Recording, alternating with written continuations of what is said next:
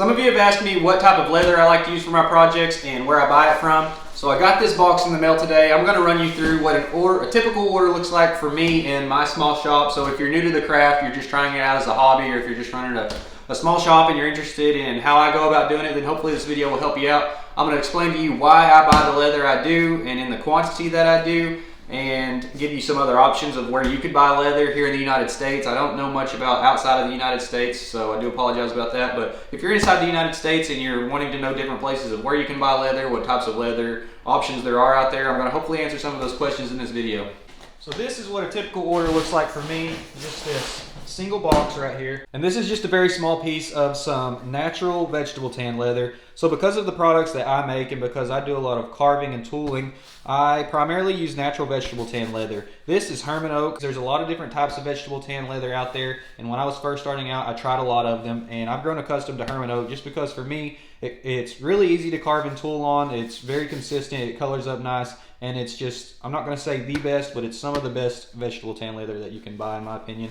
It's really easy to work with, I love it, and that's what this box is full of. Once again, I don't know how accessible Hermann Oak is outside of the United States, so do keep that in mind. I know that Hermann Oak is based out of St. Louis, Missouri, so that's where these hides are tanned at, is St. Louis. And where I typically buy it from is going to be Springfield Leather Company, which is also located in Missouri, in Springfield, Missouri.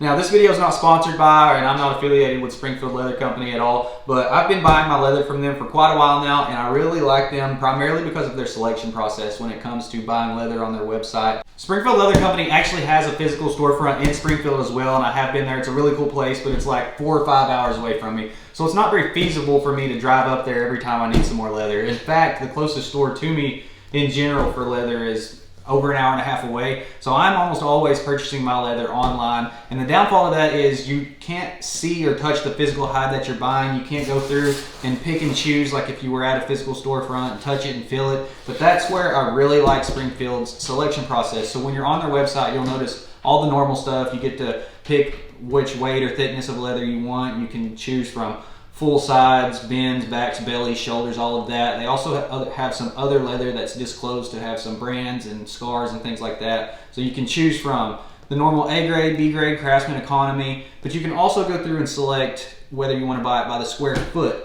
and also what type of grade you want to buy it by. So the downfall of buying it by the square foot is you can't choose which part of the hide that comes from, but I can honestly say every time I've done that, it's been pretty decent leather to work with.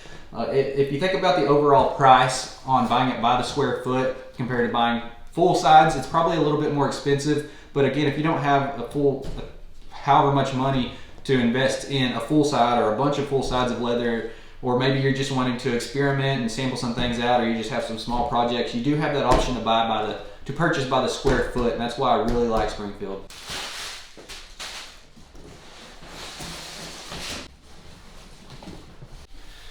So as I'm sure you can already tell, this leather has been cut on. It's not a full side, and that's because I prefer to buy my leather by the bend. So what the bend is going to mainly consist of is going to be the back and the butt, or the rear part of the hide.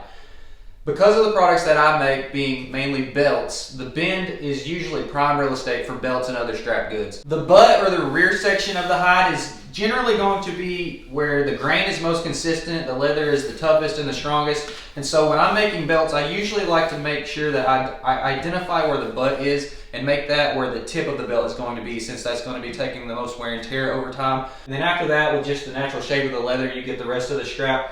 And with the belly, neck, and shoulders and all of that already being cut off, I don't have to worry about that excess scrap building up in my shop and wasting. And I don't have to take the time to cut all that off. I can just run a straight edge on this big rectangle shape and start ripping straps off of it. One other thing to keep in mind is that these particular bends are just single bends, so they're coming from a single side of a hide. They're not double bends or double butts. So on average, these are typically anywhere from 10 to 12 square feet. So just for reference, when I'm stripping 1.5 inch wide belts off of them, I can usually get about 16 to 18 belts. I personally have a wholesale account with Springfield Leather Company, so I can get these bends for around $187 US. Retail price is going to be a little bit more. And if you were to do the calculations on how much the square footage, the cost of the square footage, and compare it to a full side, then obviously these are probably going to come out being more. There's going to be a convenience fee for having all of these other pieces cut off and having it made like this. And some of you may disagree, but I personally will pay a couple extra bucks to have it prepped like this because this works so well for me. When I get it, I can just get right to work. I don't have to waste any more of my time cutting it and getting it prepped and ready. So it works for me, and I like that. And I almost forgot, but I actually did buy some leather by the square foot in this particular order. So I'm gonna go ahead and unroll this to show you what I got and what it looks like.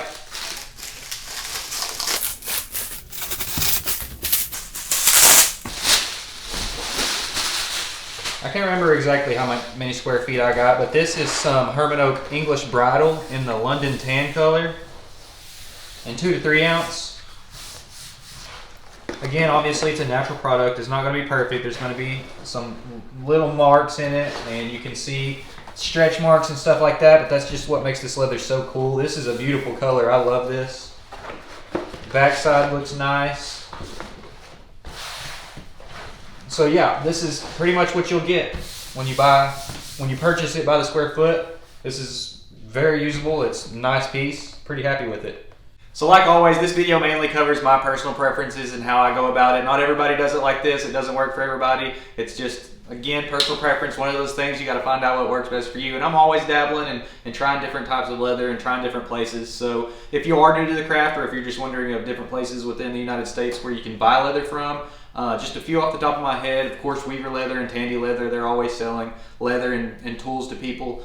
There is Rocky Mountain Leather Supply, District Leather Supply, Traditions Leathercraft in Oklahoma City, Panhandle Leather in Amarillo, Texas, and then Maker's Leather Supply. There's a lot of them. They're all over the place. Just do some research and find out what you like. They're not all going to offer the same types of leather or the same services. And there's oftentimes when you can even purchase directly from the tannery. Those usually have to be larger orders, obviously, but I think it is at a slightly discounted price compared to if you were just buying individual sides. I've never done that, so I don't know exactly all of the ins and outs on that, but that's also an option that you might consider. What I'm doing now with Springfield is just it helps me be more efficient and run my shop the way I like to do it, so that's just the way I'm doing it. But again, I'm always constantly dabbling and trying to find new and improved ways to go about running this business. If you have any questions, feel free to drop them in the comments or shoot me an email, and I'll get back with you guys as soon as I can. If you enjoyed the video or thought it was helpful, then please drop a like. And if you want to see more content like this, consider subscribing to the channel. I really appreciate you guys. But until next time, we'll see you.